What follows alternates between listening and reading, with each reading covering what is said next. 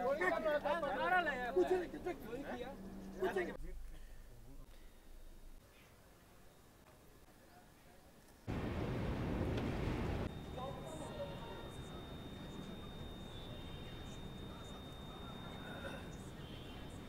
hey you all fascinating people and welcome back in the part 2 of this 12391 Rajgir new Delhi Shramjeevi express journey. Part 1 की journey में हमने देखा था राजगीर से पटना तक का सफ़र और पार्ट 2 की इस जर्नी में हम देखेंगे पटना के दानापुर से आगे न्यू दिल्ली तक का सफ़र। दानापुर पे श्रमजीवी एक्सप्रेस की पहुंचने की टाइमिंग थी सुबह 10:50 और यहाँ पे इस ट्रेन को 2 मिनट का हॉल्ट दिया जाता है। Danapur one of the major railway station है पटना शहर का। दानापुर रेलवे स्टेशन को डेवलप किया गया था ताकि राजेंद्र नगर पटना बिहार और पटना जंक्शन रेलवे स्टेशन पे ट्रेनों का लोड कम हो सके और यहाँ से काफ़ी सारी ट्रेनें ओरिजिनेट भी करती है और काफ़ी पॉपुलर ट्रेनें ओरिजिनेट करती है, जिसमें आती है Danapur Secunderabad, Danapur SMVT, Sanghamitra express, Danapur Pune superfast express. तो यहाँ से भी मैं कई सारी जर्नी कर चुका हूँ। अगर वो सभी वीडियो आपने नहीं देखे तो जाके चैनल पर देख सकते हैं। दानापुर का स्टेशन कोड है DNR। तकरीबन 23 ट्रेन यहाँ से ओरिजिनेट टर्मिनेट करती हैं और 94 के करीब यहाँ पे ट्रेनें हॉल्ट लेती हैं। एक चीज़ है कि अगर आप दानापुर में आ रहे हैं तो यहाँ के प्लेटफॉर्म का कॉन्फ़िगरेशन रखिएगा याद, क्योंकि यहाँ पे प्लेटफॉर्म ना कुछ इधर है कुछ कहीं और है, तो इन सब चीज़ों को ख्याल आप ज़रूर से रखिएगा। शेल्टर्स वगैरह लगाए जा रहे हैं ताकि पूरा जो प्लेटफॉर्म्स है वो शेल्टर्स के अंदर कवर रह पाएँ।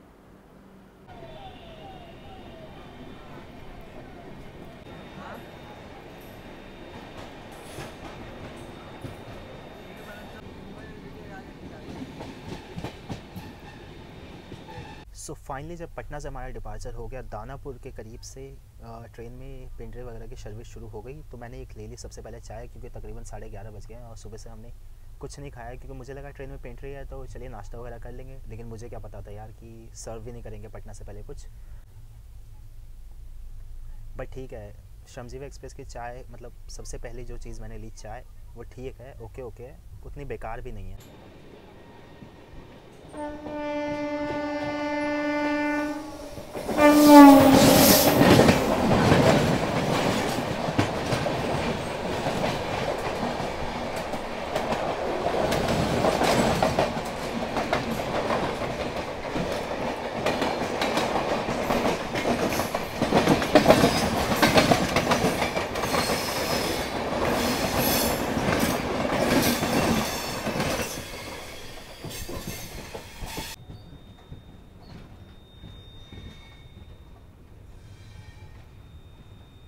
भीटा एक छोटा सा टाउन है और एक ब्लॉक है पटना डिस्ट्रिक्ट में। आप सभी को बताऊं, भीटा को ना इन फ्यूचर ना पटना का सैटेलाइट टाउन के तौर पे डेवलप किया जाएगा, क्योंकि आप जैसे कि जानते हैं देश की इतनी आबादी बढ़ रही है तो उस हिसाब से ना एरिया भी बढ़ाया जा रहा है। तो मतलब भीटा को ना नज़र में रखा गया है कि आगे चल के ना इसको भी सैटेलाइट टाउन के तौर पे डेवलप किया जाएगा, क्योंकि ऑलरेडी दानापुर तक तो पटना शहर आ ही चुका है। अपने निर्धारित समय से तकरीबन 1 घंटा 40 मिनट की देरी से हम आए हैं भीटा रेलवे स्टेशन।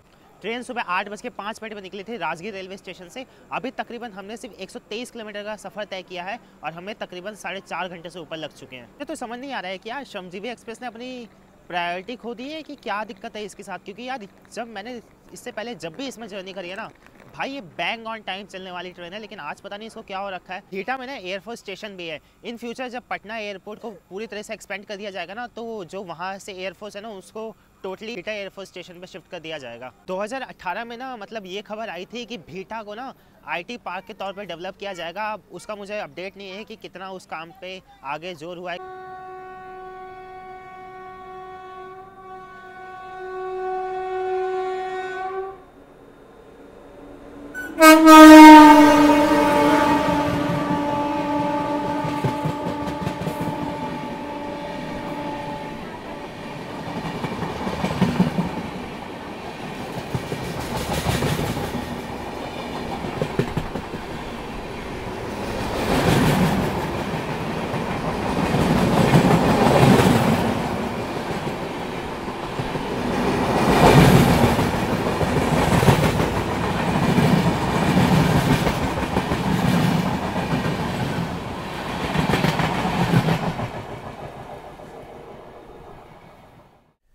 तो ये जो वेज बिरयानी है इसका कॉस्ट हमें 80 रुपीज़ पड़ा है। देखिए मटर डाले गए हैं और ऊपर से ग्रेवी है हल्की सी, और देखिए ऐसे हैं कुछ चावल, साथ में देखिए एक छोटा सा हमें मैंगो पिकल दिया गया है।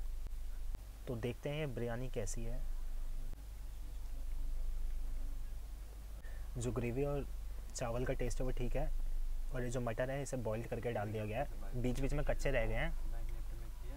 तो अगर थोड़ा इसे अच्छे से बॉईल किया जाता ना मटर को, तो बिरयानी काफ़ी अच्छी है। मैं तो भाई 9 आउट ऑफ 10 देना चाहूँगा इसे, बहुत सही है। और प्राइस भी इसका सिर्फ 80 रुपीज़ है, मतलब ऐसा कोई ओवर चार्जिंग भी नहीं करा कि 100 रुपीज़ 110 रुपीज़। तो अगर आप इस ट्रेन में ट्रैवल कर रहे हैं, बिरयानी आप खा सकते हैं, मेरी तरफ से तो रिकमेंडेड है।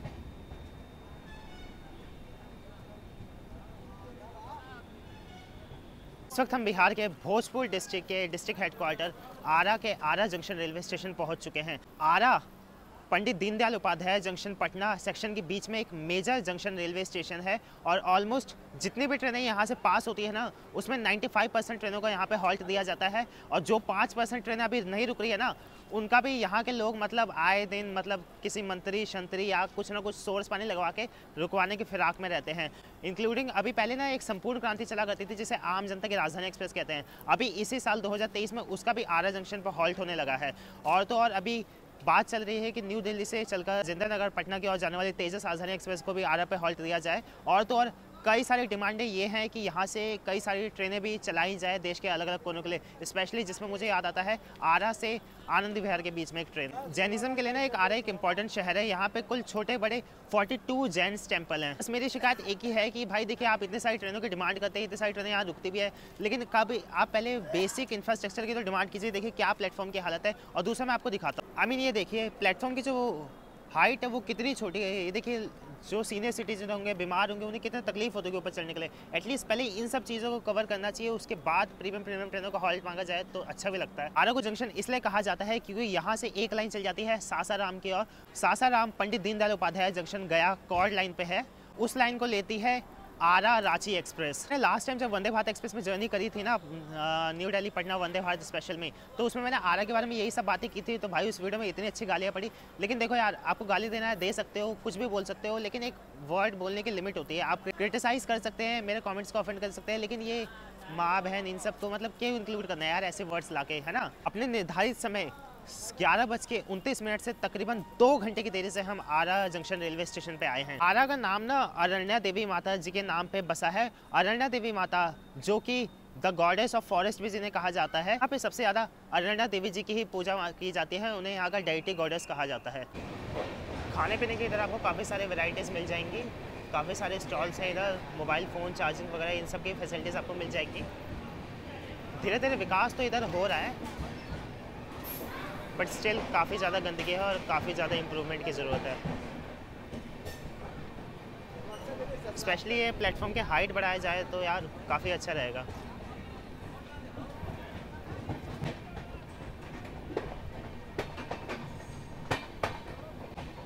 सामने देखिए ये है आरा से चलकर ANVT दिल्ली की ओर जाने वाली पूजा स्पेशल।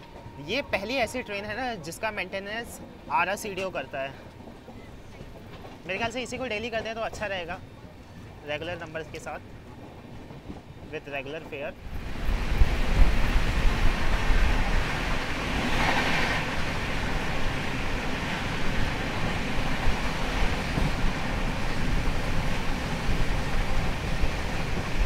आरा के बाद अब हम पहुंच चुके हैं बिहिया रेलवे स्टेशन। ये भी बिहार के भोजपुर डिस्ट्रिक्ट में सिचुएटेड है। ट्रेन की ऑफिशियल टाइमिंग थी पहुंचने की दोपहर में 11:41, और यहाँ पे हम आए हैं अपने निर्धारित समय से 2 घंटे की देरी। स्टेशन कोड है BEE। एक छोटा सा रेलवे स्टेशन है, लेकिन यहाँ पे काफ़ी ज़्यादा लोग डिबोर्ड हुए हैं, मतलब आप देख सकते हैं पूरा ऐसा लग रहा है जैसे श्रमजीवी एक्सप्रेस से ही अनलोड हो गए हैं वो सारे। इस रूट पे ना अगर जिन ट्रेनों का हॉल्ट होता है ना तो उनमें ऐसे रहता है कि इस स्टेशन से पैसेंजर्स चढ़ेंगे, अगले स्टेशन पर उतर जाएंगे, फिर अगले स्टेशन से चढ़ेंगे, उसके अगले तक उतर जाएंगे। तो भाई अगर आप बिहार में आ रहे हैं या अगर उत्तर प्रदेश के पूर्वांचल साइड में आप रहेंगे ना तो इन सब दिक्कतों का आपका सामना करना पड़ेगा, भले ही आप किसी भी क्लास में ट्रैवल करें। हाँ, टीटी वगैरह आप थोड़ा एक्टिव हो गए हैं क्योंकि उनको उनकी जॉब का डर रहता है कि क्या पता कोई ट्विटर पर वीडियो वगैरह ना डाल दे कि टीटी अपना काम नहीं कर, आरपीएफ अपना काम नहीं कर रहे हैं, इसलिए वो थोड़ा बहुत भगाते रहते हैं। लेकिन ये वही है ना, एक अकेला चना क्या भाड़ फोड़ पाएगा।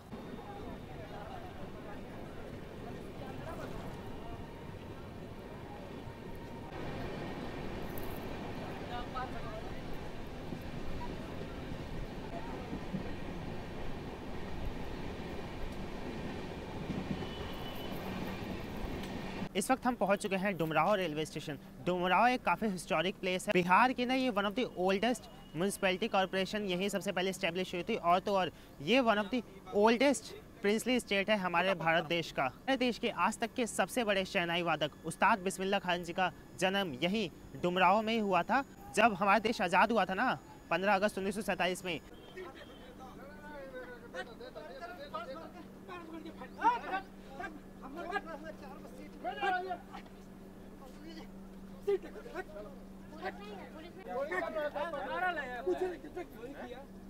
जस्ट हमारे पीछे चेन स्नैचर था जो कि कुछ चोरी करके भाग रहा था, तो उसे पब्लिक ने पकड़ा। तो अब देखते हैं आगे उसका क्या होता है। मैं तो जाने इन सब लफड़ों में पड़ता नहीं, तो मैं आपको ये बताता जब हमारा देश सबसे पहले आज़ाद हुआ था ना 1947 में, तो उस वक्त जो लाल किला पे स्पीच वगैरह कार्यक्रम वगैरह हुआ था ना, उसमें शहनाई बजाने के लिए खुद उस्ताद बिस्मिल्लाह खान जी को बुलाया गया था। हाँ, ये तो है कि देखिए अगर आप ट्रेन जर्नी करते हैं, भले ही आप मेरे तक कंटेंट क्रिएटर हैं या कुछ भी हैं, हमेशा सतर्क जरूर रहें, क्योंकि यार मैं भी जब रिकॉर्ड वगैरह करता हूँ ना, काफ़ी ज़्यादा मैं अपनी आँख वाँख खोल कर रहता हूँ कि यार कब मेरा कुछ चुरा ले।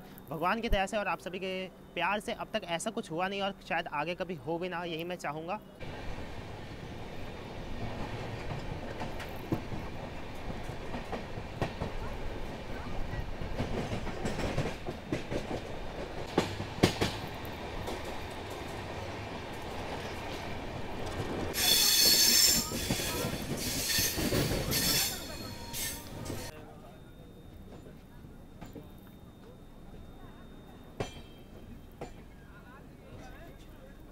बक्सर एक मेजर रेलवे स्टेशन है जो कि उत्तर प्रदेश बिहार बॉर्डर पे सिचुएटेड है, और ये हमारा फाइनल हॉल्ट होने वाला है बिहार स्टेट में।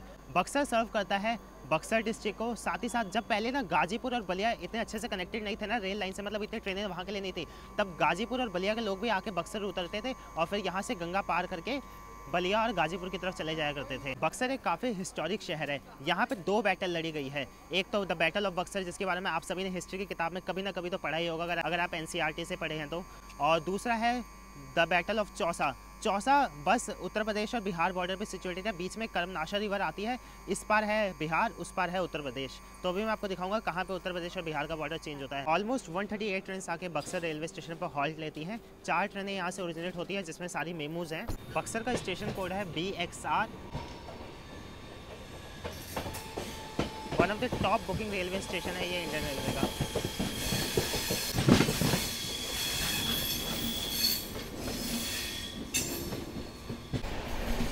देखिए ये है कर्मनाशा नदी, नदी के इस पार बिहार है, नदी के उस पार उत्तर प्रदेश।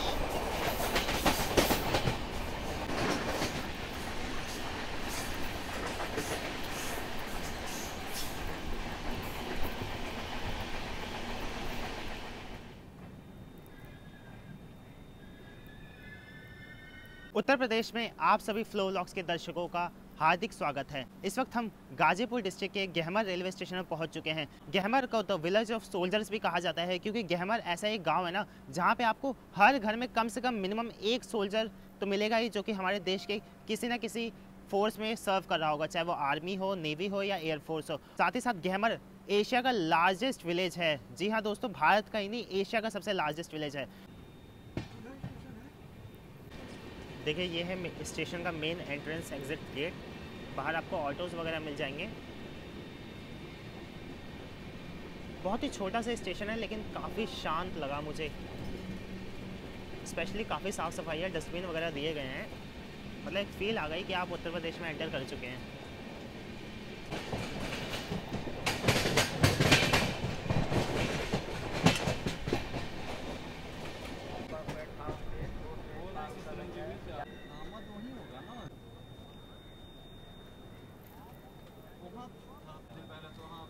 दिलदार नगर जंक्शन उत्तर प्रदेश के गाजीपुर डिस्ट्रिक्ट में सिचुएटेड है। इन फ्यूचर ना आपको पता है दिलदार नगर से एक प्रपोज्ड रेल लाइन है गाजीपुर के लिए, और वो मेरे ख्याल से बहुत ही जल्दी कनेक्ट हो जाएगी। तब ना दिलदार नगर जंक्शन गाजीपुर जंक्शन से डायरेक्ट कनेक्ट हो जाएगा, और साथ ही साथ गाजीपुर से ना दिल्ली जाने के लिए ना ट्रेनें और भी फास्ट जा पाएंगी, क्योंकि ये जो दिल्ली हावड़ा मेल लाइन है ना, ये मेरे ख्याल से अगले 1 से 1.5 साल के अंदर 160 किलोमीटर प्रति घंटे की रफ्तार से ट्रेनें ऑपरेट करने के लिए एकदम कैपेबल हो जाएगा। फेंसिंग वगैरह पूरी कंप्लीट हो जाएगी। दोपहर के 3 बज रहे हैं इस वक्त। अगर हम ऑन टाइम होते तो वाराणसी जंक्शन रेलवे स्टेशन पहुँचे होते। यहाँ से अभी भी Varanasi junction railway station 70 kilometre की दूरी पे है।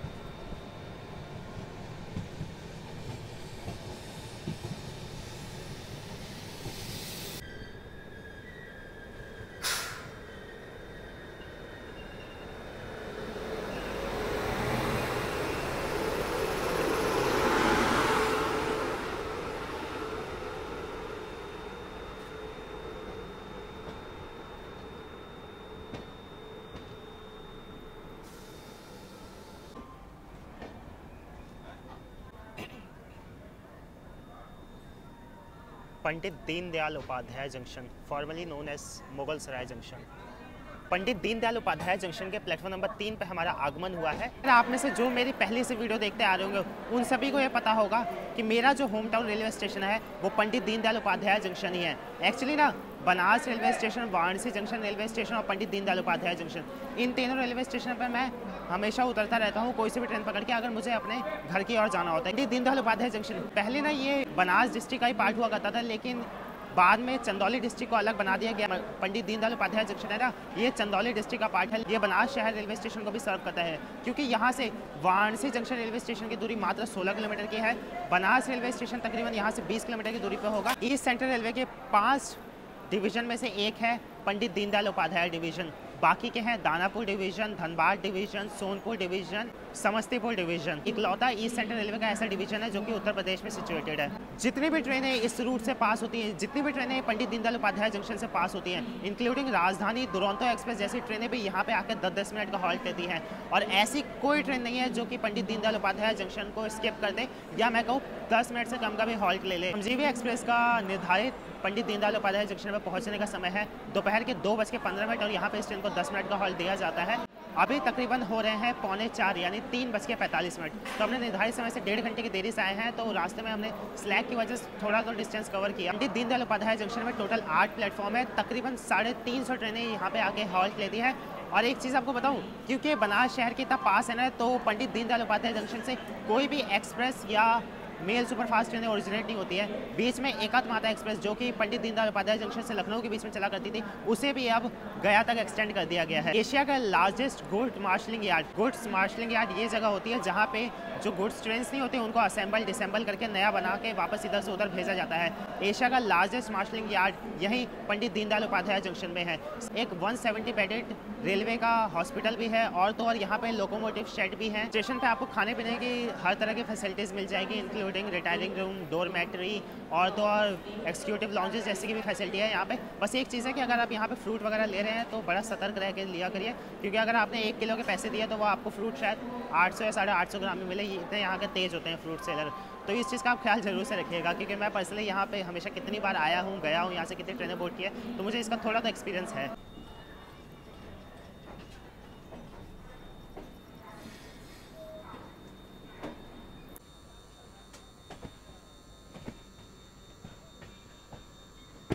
पंडित दीनदयाल उपाध्याय जंक्शन से ना टोटल 4 लाइनें निकली हैं। एक लाइन चल जाती है गया की तरफ, एक लाइन चल जाती है पटना की तरफ, एक लाइन चल जाती है आगे मिर्ज़ापुर की तरफ, और अब एक लाइन अब हम जिसके ऊपर हम बढ़ने वाले हैं चल जाती है वो काशी होते हुए वाराणसी जंक्शन की तरफ।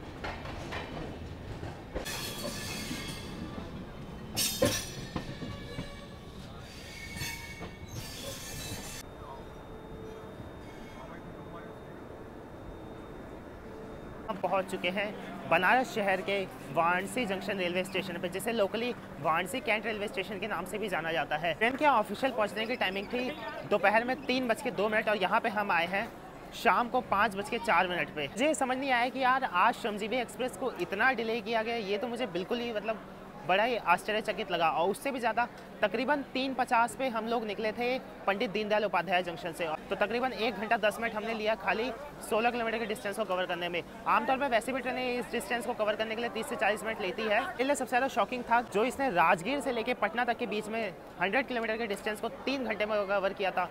वहीं से उसके बाद बेड़ा गर्क हो गया। उसके बाद ट्रेनों को बैक टू बैक ओवरटेक वगैरह भी पड़े, क्योंकि जो ट्रेनें टाइम पे थी वो इन सभी ट्रेनों ने इसको ओवरटेक करा।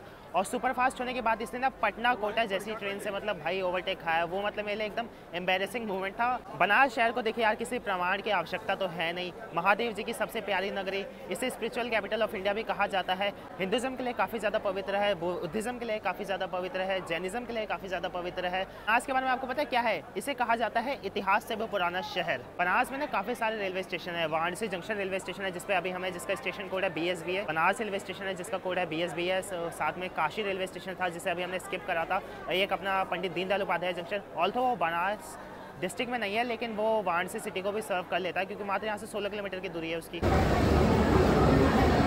अपने इस पार्ट 2 की इस जर्नी को ना हम यही वाराणसी जंक्शन रेलवे स्टेशन है। पार्ट 3 की जर्नी को हम स्टार्ट करेंगे जौनपुर सिटी रेलवे स्टेशन से और उसे पूरा कंप्लीट करेंगे न्यू दिल्ली रेलवे स्टेशन तक। तो उम्मीद करता हूँ आज का ये पार्ट 2 आप सभी को पसंद आया होगा। जल्दी मिलते हैं इसके पार्ट 3 के साथ। इंस्टाग्राम पे अगर आप मुझे फॉलो करना चाहते हैं तो फॉलो कर सकते हैं। चैनल पर फर्स्ट टाइम आए तो चैनल को सब्सक्राइब करके जा सकते हैं। वीडियो को लाइक नहीं किया तो लाइक कर सकते हैं। अगर डिसलाइक करने का मन हो तो वो भी कर सकते हैं। कमेंट करके अपना बेस्ट या वर्स्ट पार्ट बता सकते हैं। जल्दी मिलते हैं आपसे इसी के पार्ट 3 के साथ। जय हिंद आप सभी को।